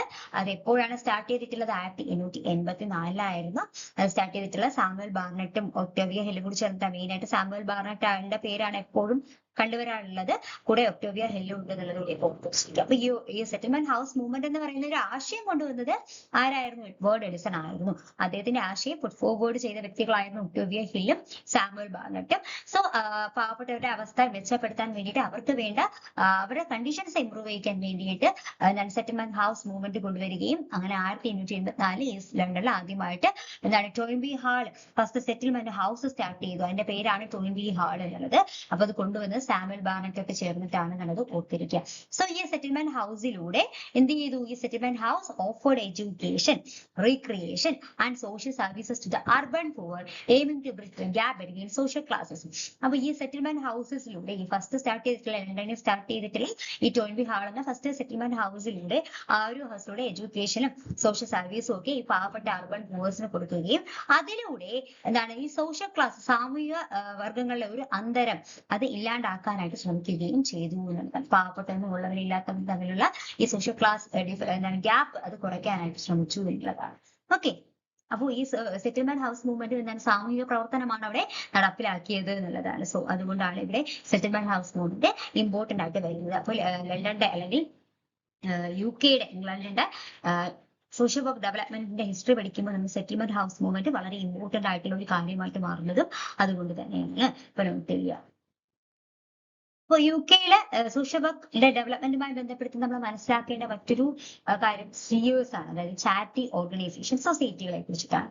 ഈ ചാരിറ്റി ഓർഗനൈസേഷൻ സൊസൈറ്റി സ്റ്റാർട്ട് ചെയ്തിട്ടുള്ളത് 1869 എപ്പോഴാണ്, 1869. The establishment of Charity Organization Society COS in 1869 was another landmark in the history of social work in Britain. ബ്രിട്ടനിലെ സാമൂഹ്യ പ്രവർത്തനത്തിന്റെ തുടക്കം കുറിച്ച ചരിത്രത്തിലെ ഏറ്റവും പ്രധാനപ്പെട്ട ഒരു സംഭവമായിരുന്നു ചാരിറ്റി ഓർഗനൈസേഷൻ സൊസൈറ്റിയുടെ എസ്റ്റാബ്ലിഷ്മെന്റ് എന്ന് പറയുന്നത്. അപ്പോൾ COS അഥവാ ചാരിറ്റി ഓർഗനൈസേഷൻ സൊസൈറ്റി എസ്റ്റാബ്ലിഷ് ചെയ്തിട്ടുള്ളത് 1869. അപ്പോൾ ഈ COS എന്ന് പറയുന്നത് it was the first beginning of the present system of organized social work activities. അപ്പൊ ഇന്ന് നമ്മൾ കാണുന്ന സാമൂഹ്യ പ്രവർത്തനം, അതായത് സംഘടിതമായിട്ടുള്ള സാമൂഹ്യ പ്രവർത്തനത്തിന്റെ ഏറ്റവും ബേസിക് ആയിട്ടുള്ള ഒരു ബിഗിനിങ് ആയിട്ട് നമുക്ക് ചാരിറ്റി ഓർഗനൈസേഷൻ സൊസൈറ്റിയെ നമുക്ക് കൺസിഡർ ചെയ്യാവുന്നതാണ്.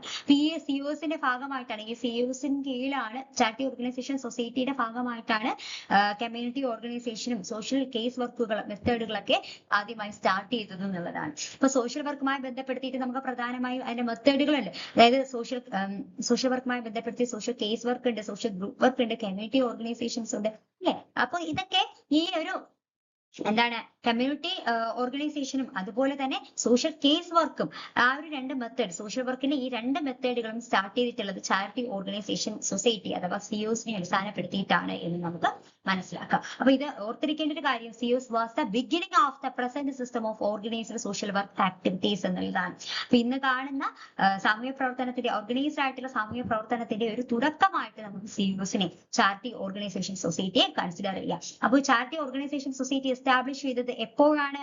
1869-ലാണ്. അപ്പൊ the COS sought to standardize charity effort by distinguishing genuine need for fraud, emphasizing efficiency and more reforms. They introduced the case work methodology, a precursor to professional social work focusing on individualized assessment and intervention. The critics, however, highlighted it paternalist and often judgmental approach toward poverty. അപ്പൊ സിഒസ് ആദ്യമായിട്ട് കൊണ്ടുവന്നിട്ടുള്ളത് 19th സെഞ്ചുറിയിലാണ്.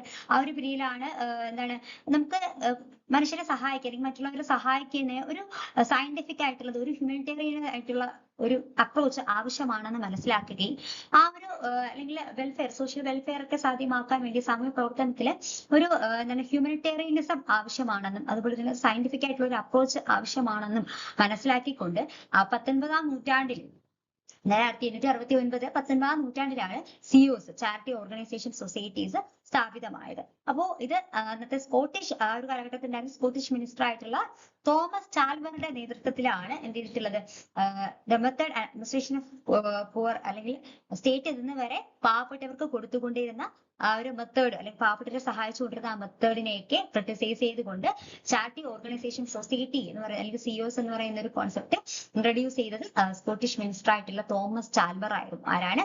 Thomas ചാൽമർ ആയിരുന്നു.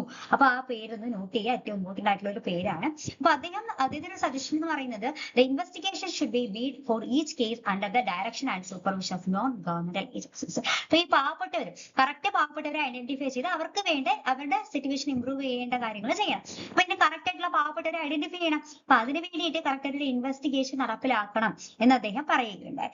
So അദ്ദേഹത്തിന്റെ ഒരു concept അല്ലെങ്കിൽ അദ്ദേഹത്തിന്റെ ഈ ആശയത്തെ അടിസ്ഥാനപ്പെടുത്തിയിട്ട് ലണ്ടൻ ചാരിറ്റി ഓർഗനൈസേഷൻ സൊസൈറ്റി 1869 സ്ഥാപിതമാക്കി. ഈ ഒരു സൊസൈറ്റിയുടെ ഈ ഒരു സിഒസിന്റെ ഈ ഒരു സീസിലൂടെ മെയിൻലി എന്ത് ചെയ്തു? Giving of doles should be stop. അതായത് ആംസ് കൊടുത്തുകൊണ്ടിരുന്നതിനെ നിർത്തലാക്കുകയും relief giving should be coordinated. പാവപ്പെട്ടവർക്ക് വേണ്ട സഹായം അത് കൊടുക്കുന്നത് എങ്ങനെയായിരിക്കണം? അത് കോർഡിനേറ്റ് ചെയ്തുകൊണ്ടായിരിക്കണം, സംഘടിതമായിട്ട് കോർഡിനേറ്റ് ചെയ്തുകൊണ്ട് കൊടുക്കണമെന്ന്. Each applicants for assistant should be carefully studied. അപ്പൊ പാവപ്പെട്ടവരാണെന്ന് അല്ലെങ്കിൽ ആപ്ലിക്കേഷൻ കൊടുക്കുന്ന ഓരോ ആപ്ലിക്കേഷനെയും കെയർഫുള്ളി സ്റ്റഡി ചെയ്ത് ഫീൽഡ് സ്റ്റഡി ഒക്കെ നടത്തി അവർ ഇന്റർവ്യൂ ചെയ്ത് ആ ആപ്ലിക്കൻസിൽ നിന്ന് കറക്റ്റ് ആയിട്ടുള്ള പാവപ്പെട്ടവരെ കണ്ടെത്തി അവർക്ക് വേണ്ട സഹായം അവരുടെ കണ്ടീഷൻസ് ഇംപ്രൂവ് ചെയ്യേണ്ട സഹായങ്ങൾ കൊടുക്കണം എന്നായിരുന്നു ചാരിറ്റി ഓർഗനൈസേഷൻ സൊസൈറ്റിയുടെ പ്രധാനപ്പെട്ട ഒരു അജണ്ട എന്ന് പറയുന്നത്. ഓക്കെ അല്ലേ? സോ ഈ ചാരിറ്റി ഓർഗനൈസേഷൻ സൊസൈറ്റിയുമായി ബന്ധപ്പെട്ട് നിങ്ങൾ ഓർത്തിരിക്കേണ്ട ഒരു കാര്യം, ഈ ഒരു കോൺസെപ്റ്റ് കൊണ്ടുവന്നത് സ്കോട്ടിഷ് മിനിസ്റ്റർ ആയിട്ടുള്ള തോമസ് ചാൽമർ ആയിരുന്നു. അത് ഓർത്തിരിക്കുക. അപ്പൊ അദ്ദേഹത്തിന്റെ ആശയത്തെ അടിസ്ഥാനപ്പെടുത്തിയിട്ട് 1869 London charity society organisation society അല്ലെങ്കിൽ ചാരിറ്റി ഓർഗനൈസേഷൻ സൊസൈറ്റി സ്റ്റാർട്ട് ചെയ്തു എന്നുള്ളതാണ്. അപ്പൊ ഇവിടെ ഓർത്തിരിക്കേണ്ട മറ്റൊരു കാര്യം എന്ന് വെച്ച് കഴിഞ്ഞാൽ it was the beginning of the present system of organized social work activities. Organised ആയിട്ടുള്ള സോഷ്യൽ വർക്ക് ആക്ടിവിറ്റീസിൽ ഇന്ന് നമ്മൾ കാണുന്ന ഓർഗനൈസ്ഡ് ആയിട്ടുള്ള സോഷ്യൽ വർക്ക് ആക്ടിവിറ്റീസിന്റെ ബിഗിനിങ് അല്ലെങ്കിൽ തുടക്കം എന്ന് പറയുന്നത് ഈ ചാരിറ്റി ഓർഗനൈസേഷൻ സൊസൈറ്റി ആയിരുന്നു, ലണ്ടൻ ചാരിറ്റി ഓർഗനൈസേഷൻ സൊസൈറ്റി ആയിരുന്നു എന്നുള്ളത് മനസ്സിലാക്കുക. അതോടൊപ്പം തന്നെ നമ്മുടെ സോഷ്യൽ വർക്കിന്റെ മെത്തേഡുകളായിട്ടുള്ള കമ്മ്യൂണിറ്റി ഓർഗനൈസേഷനും അതുപോലെ തന്നെ സോഷ്യൽ കേസ് വർക്ക് മെത്തേഡുകളും സ്റ്റാർട്ട് ചെയ്തിട്ടുള്ളത് ഈ ഒരു ചാരിറ്റി ഓർഗനൈസേഷൻ സൊസൈറ്റിയുടെ പ്രവർത്തനത്തെ അടിസ്ഥാനപ്പെടുത്തിയിട്ടായിരുന്നു. അപ്പൊ ആ ഒരു സിഒസിന്റെ പ്രവർത്തനത്തിൽ കേസ് വർക്ക് മെത്തഡോളജി ഒക്കെ അവർ ഫോളോ അപ്പ് ചെയ്തിരുന്നു. അതായത് ഓരോ ഇൻഡിവിജ്വലും പൂർ ആണെന്ന് ആപ്ലിക്കേഷൻ കൊടുക്കുന്ന ഓരോ ഇൻഡിവിജ്വലിന്റെയും പ്രശ്നങ്ങള് ഓരോ ഇൻഡിവിജ്വൽ അല്ലെങ്കിൽ ഓരോ ഇൻഡിവിജ്വലിന്റെ ഓരോ കേസ് കറക്റ്റായിട്ട് മനസ്സിലാക്കി പഠനം നടത്തിയിരുന്നു. അവിടെ കേസ് വർക്ക് മെത്തഡോളജി ആരംഭിച്ചിരുന്നു എന്ന് നമുക്ക് മനസ്സിലാക്കാം. അപ്പൊ സിഒസുമായി ബന്ധപ്പെടുത്തിയിട്ട് നിങ്ങൾ നോട്ട് ചെയ്യേണ്ട പോയിന്റുകൾ ഓക്കെ. അപ്പൊ സിഒസിലൂടെയും എന്താണ് മെയിൻലി ഫോക്കസ് ചെയ്തിരുന്നത്? സാമൂഹ്യ പ്രവർത്തനം, സോഷ്യൽ വെൽഫെയർ, ഇതൊക്കെ. സോ ഇതൊക്കെ സാമൂഹ്യ പ്രവർത്തനത്തിന്റെ അല്ലെങ്കിൽ ഒരു പ്രൊഫഷനായിട്ട് സോഷ്യൽ വർക്ക് എന്ന് മാറുന്നതിന് കാരണമായിട്ടുള്ള ഒരു ഘടകമായിരുന്നു സിഒസ് അഥവാ charity organisation society, London charity organisation society എന്ന് നമുക്ക് മനസ്സിലാക്കാം. ഇംഗ്ലണ്ടില് സോഷ്യൽ വർക്ക് ഇന്ന് കാണുന്ന തരത്തിലുള്ള ഒരു പ്രൊഫഷനായിട്ട് മാറുന്നതിന് ചില പ്രൊഫഷണൽ തോട്ടുകൾ കാരണമായിട്ടുണ്ട്. അപ്പൊ ഈ പ്രൊഫഷണലൈസേഷൻസ് എങ്ങനെയാണ് സോഷ്യൽ വർക്ക് ഇന്ന് കാണുന്ന തരത്തിലുള്ള ഒരു പ്രൊഫഷണൽ ഒരു വെൽ ഡിസിപ്ലിൻഡ് ആയിട്ടുള്ള ഒരു പ്രൊഫഷനായിട്ട് മാറി, അതിന് എങ്ങനെ ഈ പ്രൊഫഷണൽ തോട്ടുകൾ സഹായകരമായി എന്നുള്ളതാണ് നമ്മൾ അടുത്തതായിട്ട് നോക്കുന്നത്. The professionalisation of social work. The transition from voluntary effort to professional social work began in the late 19th and early 20th centuries. അപ്പോൾ ഈ സോഷ്യൽ വർക്ക് ഇംഗ്ലണ്ടില് ഒരു പ്രൊഫഷനായിട്ട് മാറിയത് എപ്പോഴെന്ന് വെച്ച് കഴിഞ്ഞാൽ 19ാം നൂറ്റാണ്ടിന്റെ അവസാനത്തിലും 20ാം നൂറ്റാണ്ടിന്റെ തുടക്കത്തിലുമൊക്കെയാണ് നമുക്ക് പറയാം. ദ കീ ഡെവലപ്മെന്റ് ഇൻക്ലൂഡ്സ്, അതായത് പ്രധാനമായിട്ടുള്ള ഒരു ഇത്തരത്തിൽ സോഷ്യൽ വർക്ക് ഒരു പ്രൊഫഷനായിട്ട് മാറുന്നതിന് ഡെവലപ്പ് ചെയ്യുന്നതിന് സഹായകരമായിട്ടുള്ള ചില പ്രൊഫഷണലൈസേഷൻസുകൾ അല്ലെങ്കിൽ പ്രൊഫഷണൽ വർക്കുകൾ എന്ന് വെച്ച് കഴിഞ്ഞാൽ അല്ലെങ്കിൽ പ്രൊഫഷണൽ തോട്ടുകൾ ഏതൊക്കെയെന്ന് വെച്ച് കഴിഞ്ഞാൽ, first one Mary Richmond and social diagnosis എന്നുള്ളത്. മേരി റിച്ച്മണ്ട് ഏറ്റവും ഫേമസ് ആയിട്ടുള്ള സോഷ്യൽ വർക്കറാണ്. അവിടെ സോഷ്യൽ ഡയഗ്നോസിസ് എന്ന് പറയുന്ന അവരുടെ വർക്ക് ഏറ്റവും ഫേമസ് ആയിട്ടുള്ള ഒരു വർക്കാണ്. അത് സോഷ്യൽ വർക്കിന്റെ ഏറ്റവും ബേസ് ആയിട്ട് കൺസിഡർ ചെയ്യപ്പെടുന്ന ഒരു വർക്ക് കൂടിയാണ് മേരി റിച്ച്മണ്ടിന്റെ സോഷ്യൽ ഡയഗ്നോസിസ് എന്ന് പറയുന്ന ബുക്ക് എന്നുള്ളതാണ്. 1917 ഈ ഒരു ബുക്ക് അവർ പബ്ലിഷ് ചെയ്യുന്നത് എന്നുള്ളതാണ്. അപ്പൊ മേരി റിച്ച്മണ്ട് അവരുടെ തോട്ടുകൾ, അവരുടെ സോഷ്യൽ ഡയഗ്നോസിസ് എന്ന് പറയുന്ന ബുക്ക് എന്ന് പറയുന്നത് ഏറ്റവും ഫേമസ് ആയിട്ടുള്ളതാണ്. അവിടെ ഈ സോഷ്യൽ വർക്കിനെ കുറിച്ചുള്ള അവരുടെ കാഴ്ചപ്പാടുകൾ, നിങ്ങളെ സോഷ്യൽ വർക്കിന്റെ ഡെഫിനിഷൻ പഠിച്ചപ്പോൾ മേരി റിച്ച്മണ്ട് അവർ പറഞ്ഞിട്ടില്ല, മേരി റിച്ച്മണ്ട് പറഞ്ഞിട്ടുള്ള ഡെഫിനിഷൻസ് നിങ്ങൾ പഠിച്ചിട്ടായിരിക്കും. അതേപോലെ തന്നെ സോഷ്യൽ വർക്കുകളൊക്കെ നിങ്ങൾ പഠിക്കുമ്പോൾ, സോഷ്യൽ വർക്കിന്റെ മെത്തേഡുകളെ കുറിച്ച് നിങ്ങൾ പഠിക്കുമ്പോൾ മേരി റിച്ച്മണ്ടിനെ കുറിച്ചിട്ടൊക്കെ വളരെ ഡീറ്റെയിൽ ആയിട്ട് നിങ്ങൾ അവിടെ മനസ്സിലാക്കും. കാരണം ഈ ആ മെത്തേഡുകളെ കുറിച്ചിട്ടൊക്കെ ഡിഫൈൻ ചെയ്തിട്ടുണ്ട് മേരി റിച്ച്മണ്ട്. അപ്പോൾ മേരി റിച്ച്മണ്ടിന്റെ ഏറ്റവും പ്രധാനപ്പെട്ട ഒരു പയനിയർ ആയിട്ടുള്ള ഒരു വർക്കാണ് സോഷ്യൽ ഡയഗ്നോസിസ് എന്ന് പറയുന്നത്. അതവരുടെ ഈ വർക്ക് എന്താണ് സോഷ്യൽ വർക്ക് ഒരു പ്രൊഫഷനായിട്ട് മാറുന്നതിന് കാരണമായിട്ടുള്ള കോൺട്രിബ്യൂഷൻ ആയിരുന്നു മേരി റിച്ച്മണ്ടിന്റെ ഈ ഒരു വർക്ക് എന്നുള്ളത്. ഓക്കെ, അതായത് ഇതിലൂടെ അവര് എന്താണ് പ്രധാനമായിട്ടും സോഷ്യൽ വർക്ക് ഫോളോ ചെയ്യുമ്പോൾ അല്ലെങ്കിൽ സോഷ്യൽ വർക്ക് പ്രാക്ടീസ് ചെയ്യുമ്പോൾ ഫോളോ ചെയ്യേണ്ട ചില മെത്തേഡുകളെ കുറിച്ചിട്ടും ആ മെത്തേഡിനെ അടിസ്ഥാനപ്പെടുത്തിയിട്ട് ഫോക്കസ് ചെയ്യേണ്ട ചില പ്രിൻസിപ്പിൾസിനെ കുറിച്ചിട്ടൊക്കെ വളരെ വ്യക്തമായിട്ട് പറയുന്നുണ്ട്. Okay, the thought primarily an American social work pioneer Mary Richmond's 1917 publication Social Diagnosis had a profound influence on British social work. Her systematic approach to understanding and addressing client need introduced the principles of case work, which become a cornerstone of professional practice. അപ്പൊ ഞാൻ പറഞ്ഞില്ലേ case work, നേരത്തെ social group work എന്നാണ് പറഞ്ഞത്, തെറ്റിയതാണ്. Social case work എന്താണ് social വർക്കിന്റെ ഒരു മെത്തേഡാണ്. അപ്പൊ സോഷ്യൽ കേസ് വർക്കിന്റെ പ്രിൻസിപ്പിൾസിനെ കുറിച്ചിട്ടൊക്കെ ഒക്കെ ഇൻട്രൊഡ്യൂസ് ചെയ്തത് മേരി റിച്ച്മണ്ട് ആയിരുന്നു. വളരെ ഇമ്പോർട്ടന്റ് ആയിട്ടുള്ള, വളരെ നോട്ടബിൾ ആയിട്ടുള്ള ഈ ഒരു കോൺട്രിബ്യൂഷൻസ് ഒക്കെ കൊണ്ടുവന്നത് അമേരിക്കൻ സോഷ്യൽ വർക്കർ ആയിട്ടുള്ള മേരി റിച്ച്മണ്ട് ആയിരുന്നു. അപ്പൊ അവിടെ ഏറ്റവും ഫേമസ് ആയിട്ടുള്ള ഒരു വർക്കായിരുന്നു സോഷ്യൽ ഡയഗ്നോസിസ് എന്നുള്ളത് മനസ്സിലാക്കുക. പ്രധാനമായും ഒരു അമേരിക്കൻ സാമൂഹ്യ പ്രവർത്തകയായിരുന്ന മേരി റിച്ച്മണ്ട് 1917 അവരുടെ ഈ ഒരു സോഷ്യൽ ഡയഗ്നോസിസ് എന്ന് പറയുന്ന അവരുടെ വർക്ക് പബ്ലിഷ് ചെയ്യുന്നത്. അപ്പൊ ബ്രിട്ടീഷ് സാമൂഹ്യ പ്രവർത്തനത്തിൽ അഗാധമായിട്ടുള്ള സ്വാധീനം ചെലുത്തിയ ഒരു വർക്ക് തന്നെയായിരുന്നു മേരി റിച്ച്മണ്ടിന്റെ ഈ സോഷ്യൽ ഡയഗ്നോസിസ് എന്ന് നമുക്ക് പറയാം. അപ്പൊ ക്ലയന്റ് നീഡ്സുകളെ കുറിച്ച് മനസ്സിലാക്കാനും അതുപോലെ തന്നെ സോഷ്യൽ കേസ് വർക്ക് എന്ന മെത്തേഡുമായി ബന്ധപ്പെടുത്തിയിട്ട് ക്ലയന്റിന്റെ ആവശ്യങ്ങൾ മനസ്സിലാക്കാനും അഭിസംബോധന ചെയ്യുന്നതിനുമുള്ള ഒരു വ്യവസ്ഥാപിതമായിട്ടുള്ള ഒരു സമീപനമായിട്ടുള്ള സോഷ്യൽ കേസ് വർക്കിന്റെ തത്വങ്ങൾ അവതരിപ്പിച്ചത് മേരി റിച്ച്മണ്ട് ആയിരുന്നു എന്നുള്ളത് ഓർത്തിരിക്കുക. ഓക്കെ, നെക്സ്റ്റ് പ്രൊഫഷണലൈസേഷൻ എന്ന് പറയുന്നത് London School of Economics and Political science എന്നുള്ളതാണ്, LSE.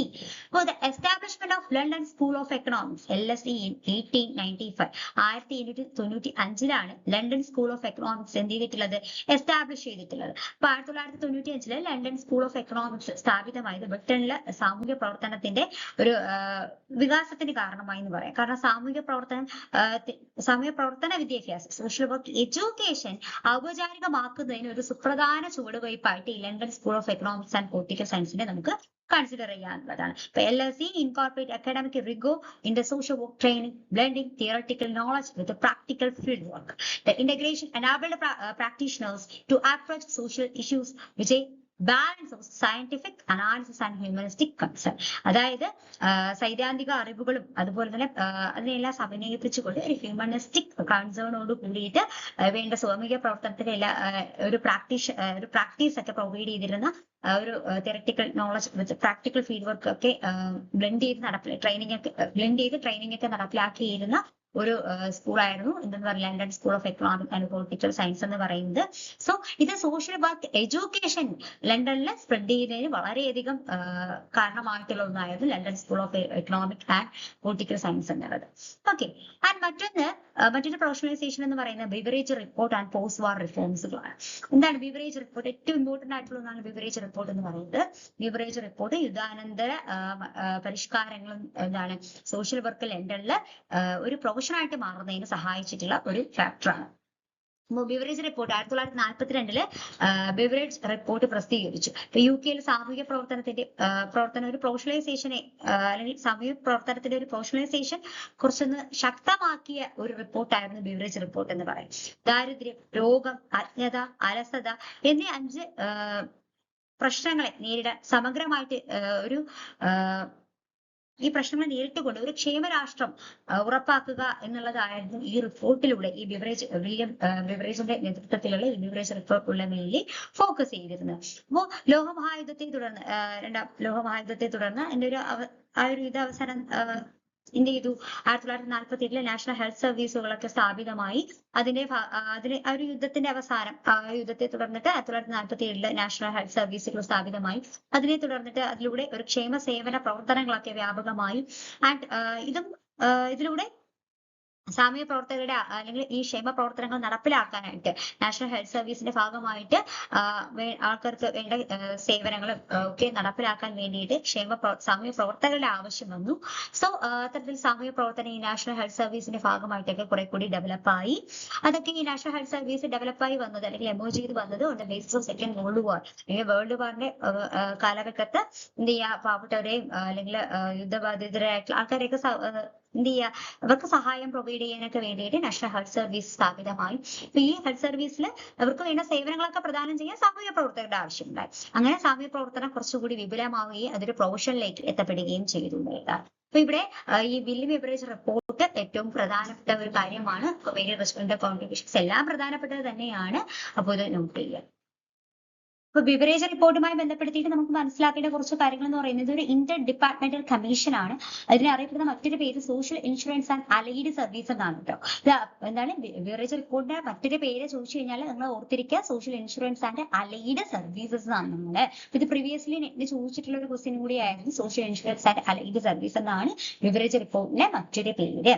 അപ്പൊ ഇത് അപ്പോയിന്റ് ചെയ്തിട്ടുള്ളത് വില്യം ബിവറേജിന്റെ ചെയർമാൻഷിപ്പിലായിരുന്നു ഈ ഒരു കമ്മീഷൻ അപ്പോയിന്റ് ചെയ്തിട്ടുള്ളത്. 1941 ഇത് അപ്പോയിന്റ് ചെയ്തിട്ടുള്ളത്.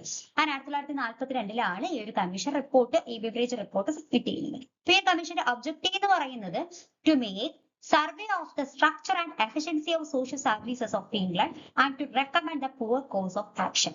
Okay, ഇപ്പൊ എന്ത് ചെയ്യുക, to make survey of the structure and efficiency of social services of England and to recommend the poor course of action എന്നുള്ളതാണ് ഈ ഒരു കമ്മീഷന്റെ പ്രധാനപ്പെട്ട ഒബ്ജക്റ്റീവ്. ഇപ്പൊ ഈ ഒരു കമ്മീഷൻ 5 ഗെയിൻ ഇവിൾസുകൾ, അതായത് പാവപ്പെട്ടവർ അല്ലെങ്കിൽ ഹ്യൂമൻസ് മിസറീസിന് കാരണമാകുന്ന 5 പ്രധാനപ്പെട്ട ഗെയിൻ ഇവിൾസിനെ ഐഡന്റിഫൈ ചെയ്യുകയുണ്ടായി. അത് ഏതൊക്കെയെന്ന് വെച്ച് കഴിഞ്ഞാൽ ഫിസിക്കൽ നീഡ് ഉണ്ട്, ഡിസീസ് ഉണ്ട്, ഇഗ്നോറൻസ് ഉണ്ട്, സ്ക്വലർ ഉണ്ട്, അതുപോലെ ഇൽനെസ്. അപ്പൊ ഇത്രയുമാണ് പ്രധാനമായിട്ട് ഹ്യൂമൻ മിസറീസിന് കാരണമാകുന്ന 5 പ്രധാനപ്പെട്ട ഇവിൾസ് എന്നാണ് ഈ ഒരു കമ്മീഷൻ എന്താണ് വില്യം ബിവറേജിന്റെ നേതൃത്വത്തിലുള്ള ഈ ഒരു കമ്മീഷൻ പറയുന്നത്. ഈ ഒരു കമ്മീഷൻ റെക്കമെൻഡ് ചെയ്തിട്ടുള്ള ഈ ഒരു കമ്മീഷൻ ബിവറേജ് റിപ്പോർട്ടിന്റെ അല്ലെങ്കിൽ ഈ ഒരു വില്യം ബിവറേജിന്റെ നേതൃത്വത്തിലുള്ള ഈ ഒരു കമ്മീഷന്റെ ബിവറേജ് റിപ്പോർട്ട് പ്രകാരം പറയുന്നത് റെക്കമെൻഡ് ചെയ്യുന്നു എന്ന് വെച്ച് കഴിഞ്ഞാല് social insurance, public assistance, children's allowance, comprehensive for free health and rehabilitation service, maintenance of full employment, ഇതൊക്കെയാണ് ഈ ഒരു കമ്മീഷന്റെ നേതൃത്വത്തിൽ നടപ്പിലാക്കാൻ വേണ്ടി ഉദ്ദേശിച്ചിരിക്കുന്നത്. ഈ കമ്മീഷൻ നടപ്പിലാക്കാൻ വേണ്ടി ഉദ്ദേശിച്ചുകൊണ്ട് ഈ ഒരു കമ്മീഷൻ റെക്കമെൻഡ് ചെയ്തിരിക്കുന്നത് എന്നുള്ളതാണ്. ഓക്കെ, അപ്പം ബിവറേജ് റിപ്പോർട്ട് ഇമ്പോർട്ടന്റ് ആയിട്ടുള്ള ഒരു കാര്യം തന്നെയാണ്. നോട്ട് ചെയ്ത് വെക്കാൻ പോയിന്റ്. ഓക്കെ, അപ്പൊ നമ്മൾ ഇന്നത്തെ ക്ലാസ്സിൽ ഡിസ്കസ് ചെയ്തിട്ടുള്ളത് പ്രധാനമായും UK-യിൽ എങ്ങനെയാണ് ഹിസ്റ്റോറിക്കൽ ഡെവലപ്മെന്റ് ഓഫ് സോഷ്യൽ വർക്കാണ് നമ്മൾ നോക്കിയത്. അപ്പൊ UK-യിൽ എങ്ങനെയാണ് സോഷ്യൽ വർക്ക് ഡെവലപ്പ് ചെയ്ത് വന്നത് എന്നുള്ളതാണ് നമ്മൾ മനസ്സിലാക്കിയത്. അപ്പൊ പ്രധാനമായും സോഷ്യൽ വർക്ക് എങ്ങനെ സാമൂഹ്യ പ്രവർത്തനം എന്ന ഒരു ആശയം എങ്ങനെയാണ് UK-യിൽ ഉടലെടുത്തത് എന്നുള്ള കാര്യം നമ്മൾ ആദ്യം മനസ്സിലാക്കി. അപ്പൊ ആംസ് ഗീവിംഗ്, അതായത് ക്രിസ്ത്യാനിറ്റിയുമായി ബന്ധപ്പെടുത്തിയിട്ട് അവരുടെ മതപരമായിട്ടുള്ള കാഴ്ചപ്പാടുകളുമായി ബന്ധപ്പെടുത്തിയിട്ട് അല്ലെങ്കിൽ മതത്തെ അടിസ്ഥാനപ്പെടുത്തിയിട്ടുള്ള ഭരണ വ്യവസ്ഥയുടെ അടിസ്ഥാനത്തിൽ ലാം ഗീവ് ചെയ്യുക അല്ലെങ്കിൽ അത് മോക്ഷത്തിന് കാരണമാകും എന്നുള്ള ഒരു ചിന്താഗതിയോടുകൂടി സാമൂഹ്യ പ്രവർത്തനത്തിന് തുടക്കം അവിടെ ഉണ്ടായി. അതിനുശേഷം പാവപ്പെട്ടവരെ സഹായിക്കാൻ വേണ്ടിയിട്ട് എന്താണ് സ്റ്റാറ്റ്യൂട്ട് ഓഫ് ലേബറർ ഒക്കെ കൊണ്ടുവന്നു. അതിനുശേഷം 1601 എന്താണ് എലിസബത്തൻ ഫോർ ലോ വന്നു. അതിനുശേഷം നമ്മൾ എന്താണ് ഇൻഡസ്ട്രിയലൈസേഷനും അതുപോലെ തന്നെ സോഷ്യൽ റിഫോംസുമായി ബന്ധപ്പെടുത്തിയിട്ട് എന്ത് ചെയ്തു, പല മാറ്റങ്ങൾ ഉണ്ടായി എന്ന് പറഞ്ഞു. യുകെയില് സോഷ്യൽ വർക്ക് ഒരു പ്രൊഫഷനായിട്ട് മാറുന്നതിന് ചില കോൺട്രിബ്യൂഷൻസ് ഇൻഡസ്ട്രിയൽ റവല്യൂഷനും അതുപോലെ തന്നെ സോഷ്യൽ റിഫോംസുകളും കാരണം എന്ത് ചെയ്തു, പല മാറ്റങ്ങൾ ഉണ്ടായി. അതിന്റെ ഭാഗമായിട്ട് സോഷ്യൽ വർക്ക് ഒരു പ്രൊഫഷനായിട്ട് കൂടുതൽ എമർജ് ചെയ്ത് വരാൻ തുടങ്ങി. സിഇഒസ് അതുപോലെ തന്നെ സെറ്റിൽമെന്റ് ഹൗസ് മൂവ്മെന്റ് സിഇഒസ് ഒക്കെ എമർജ് ചെയ്ത് വന്നു. കുറെ കൂടി പ്രൊഫഷണലൈസേഷനിലേക്ക് സാമൂഹ്യ പ്രവർത്തനം സോഷ്യൽ വർക്ക് എത്തപ്പെടാൻ തുടങ്ങി. ആൻഡ് അതിനുശേഷം നമ്മൾ നോക്കിയത് പ്രൊഫഷണലൈസേഷൻസ് എങ്ങനെയാണ് സാമൂഹ്യ പ്രവർത്തനത്തെ ഒരു പ്രൊഫഷനാക്കി മാറ്റിയത് എന്നുള്ളതാണ്. അതുമായി ബന്ധപ്പെട്ട് നമ്മുടെ മേയർ റിച്ച്മണ്ടിന്റെ കോൺട്രിബ്യൂഷൻ നമ്മൾ മനസ്സിലാക്കി അല്ലെ.